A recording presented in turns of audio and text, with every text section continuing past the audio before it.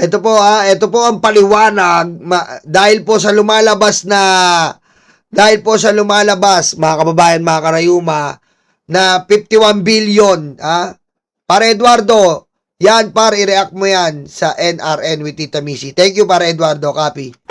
Mga kababayan, ito po. Ito daw po ang paliwanag. Naggawa na naman po sila ng mga troll account.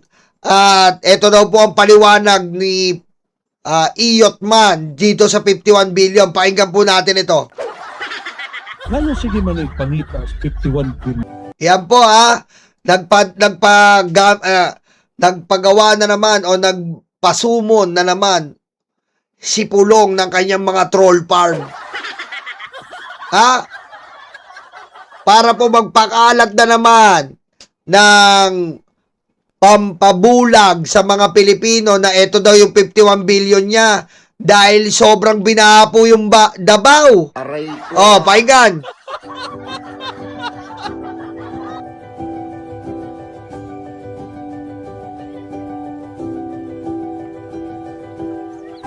Sa puso ng unang distrito ng lungsod ng Davao, makikita ang kwento ng pagbabago at malasakit. Wow, kwento ng pagbabago daw at malasakit, Aray ko.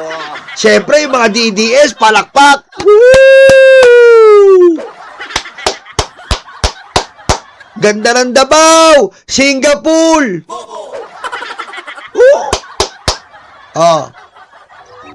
Isang kwento ng mga kalsada, tulay, at mga proyekto na hindi lang makikita sa papel, kundi ramdam ng bawat Davaoenyo sa... Ramdam talaga. Ramdam ng Davaoenyo. Malunod ka ba naman? Di mo ramdam eh. Ramdam po talaga. Ramdam ng Davaoenyo. Malunod ka ba naman eh. Aray ko. Putik, hindi mo ramdam. Lagpas tao na ba? Hindi mo mararamdaman. Ramdam talaga. Ramdam po. Ramdam ng Davaoenyo. Ramdam to. Putik, lagpas tao eh. Araw-araw na pamumuhay. Ito ang bunga ng dedikasyon ni Congressman Paulo Z. Duterte mula 2020 hanggang 2022. Ayop! Dedikasyon, men, oh! Dedikasyon! Grabe, no? Binanggit kagad yung 2020 to 2022. Nandun po yung 51 billion. Dedikasyon daw.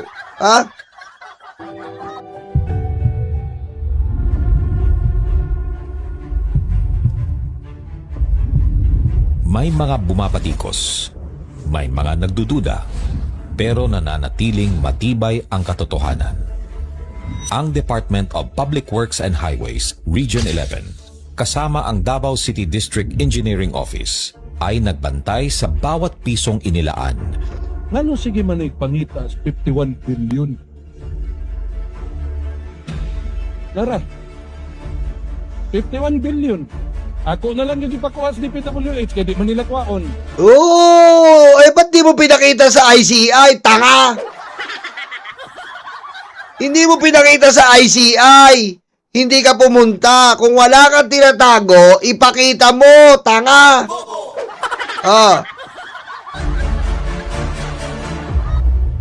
Mula taong 2020 hanggang 2022. Mahigit 49.8 billion pesos ang nailaan para sa infrastruktura ng lungsod. 49.8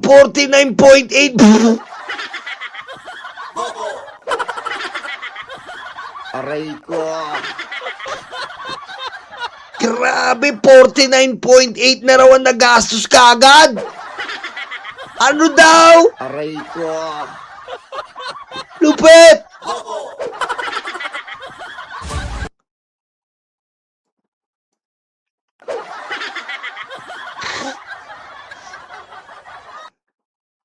$49 billion, nagbago daw yung Davao.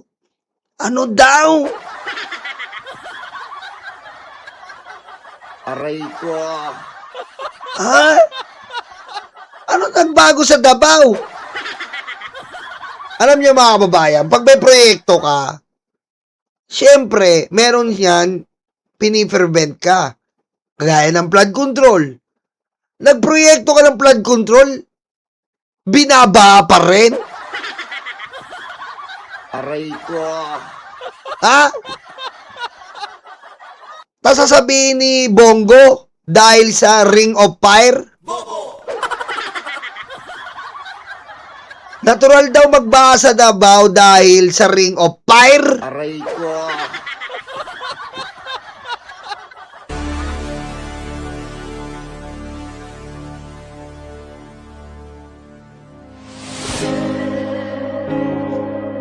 Tara, grabe oh. Ang bypass roads, hindi lang dalisay na biyahe ang hatid.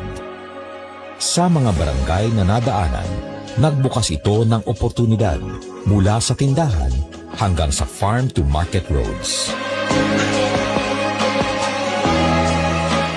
Dako kasi kausaban sa mo. Sindot na siya kayo, sinakasemento. Kaya na siya, makagawas na may diri sa gawas, makadisplay.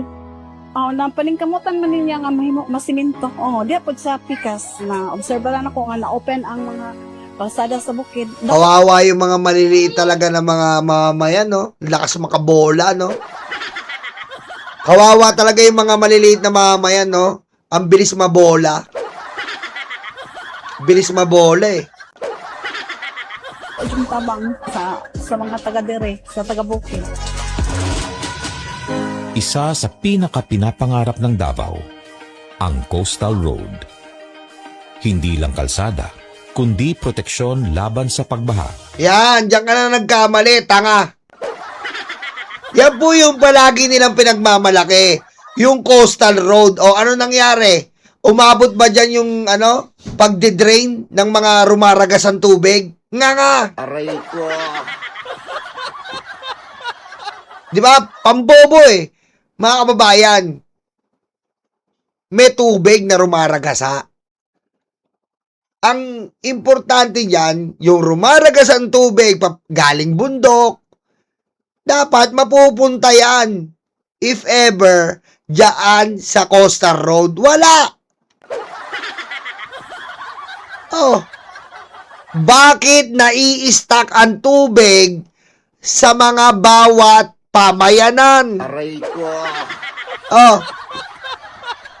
Bakit nai-stack? Kasi nga, kinurakot. Aray ko. Yan po lagi pinagmamalaki ni Pulong.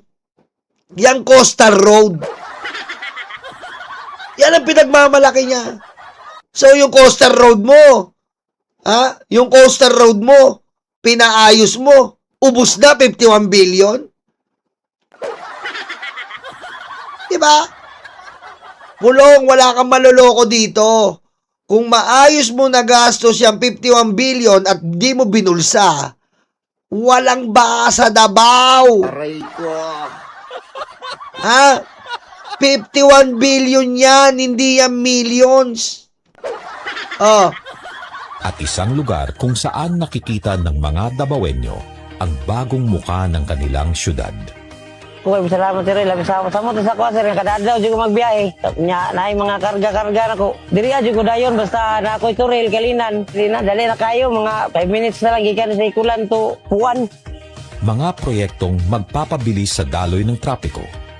Mula sa Maa Magtuod Flyover hanggang sa Ulas Viaduct. Oras na matapos, bawas stress, bawas abala, mas magaan ang biyahe.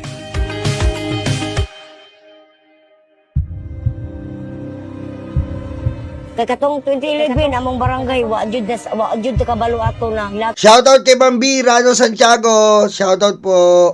Shoutout kay Daddy Joe. Today mo kalt ang tubig na way sabak. Sa kalingga pagbaha ang Davao City kagabi tungod sa pag-awa sa Nakalit magbusto nga baha na walay sabak ba. Again, igipunit mo to the feet na. Asa,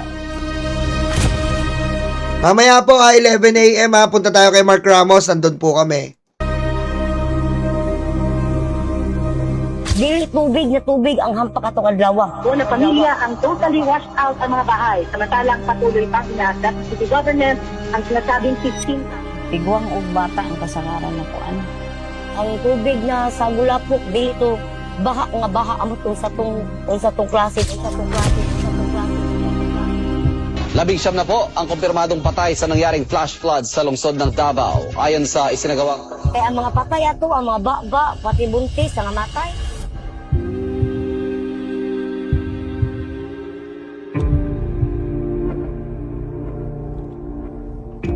Hindi malilimutan ang baha noong Hunyo 2011. Hindi daw malilimutan yung baha noong Hunyo 2011.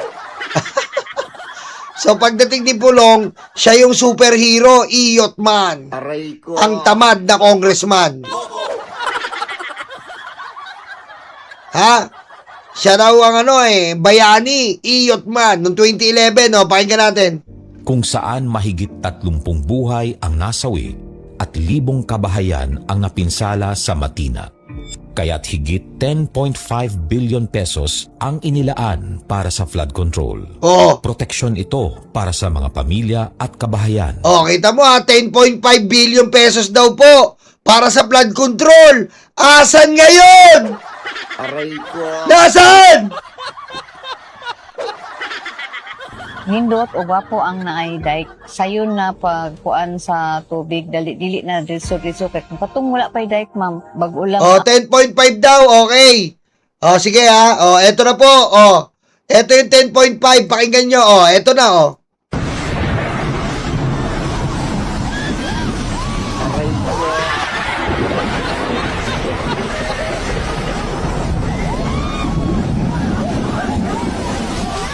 ko.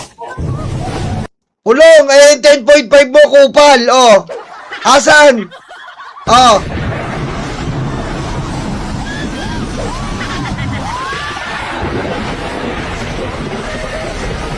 Tignan mo, takot na takot yung mga dabawenyo. Lumalangoy, Pulong, lagpas tao ang baha.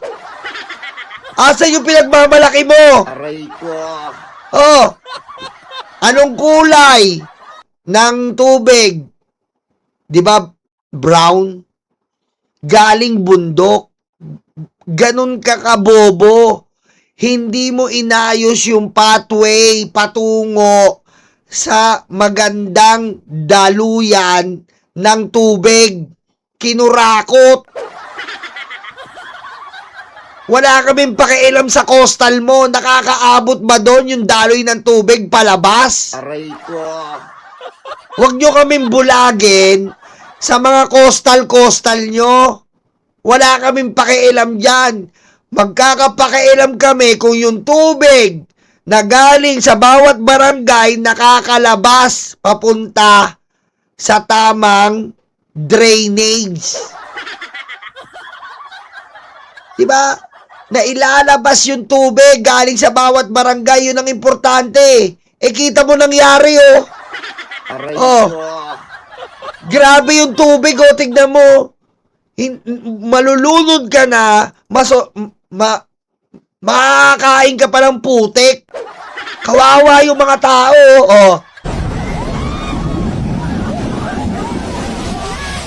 Giro mo, tignan mo.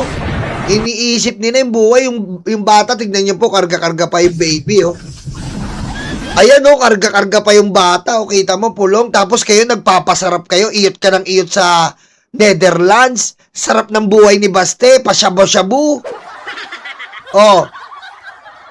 Pasubo-subo ng etits. Aray ko.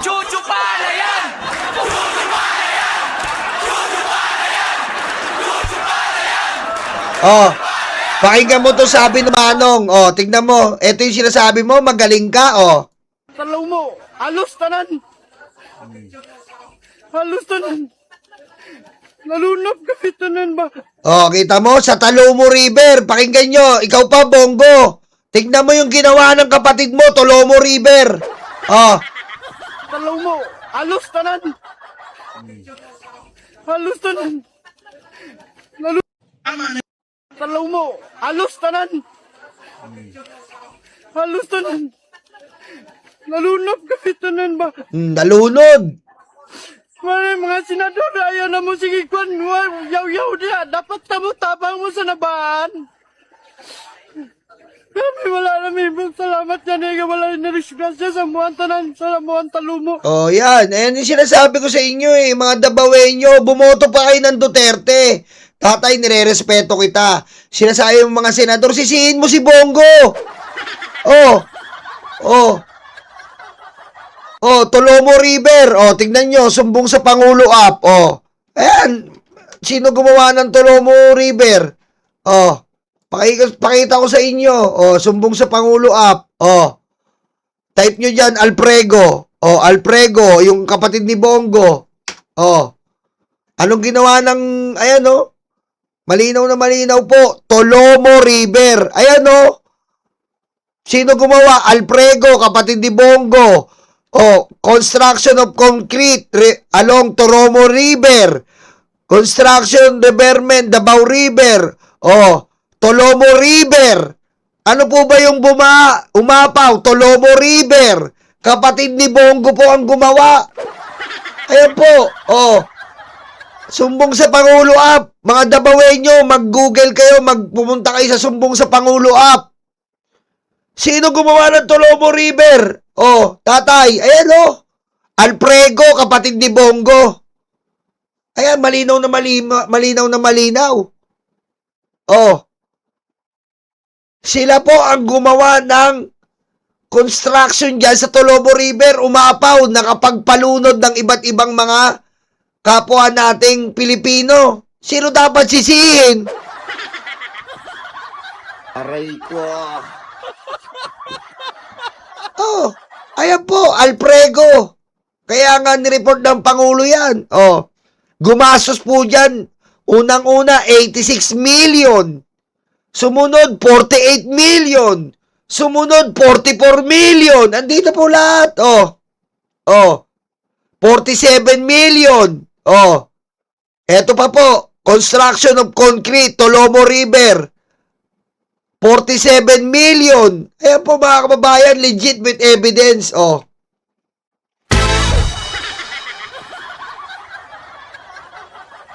Oh. Diba mga kababayan? Yan po yung sinasabi natin. Diba? Yan ang sinasabi natin. Oh. Si BBM pa rin sisihin nyo, Dictus Rex, Campaign Manager 1. Bobo na lang kayo. Nakikiramay po tayo sa mga namatayan sa Davao, ha? Nakikiramay po tayo. Pero, gumising kayo. Dahil ang totoong, nanguthot ng balasuba sa inyo ay yung mga politiko sa Davao. Oh. Diba? Huwag po tayong magbulag-bulagan dito. Tanungin nyo si Bongo, tanungin nyo si Pulong, tanungin nyo si Baste. Anong ginawa nila? Hindi yung palagi sisi sa presidente. Siya ba nag-propose ng project na yan? Siya ang nag-expose, hindi nag-propose.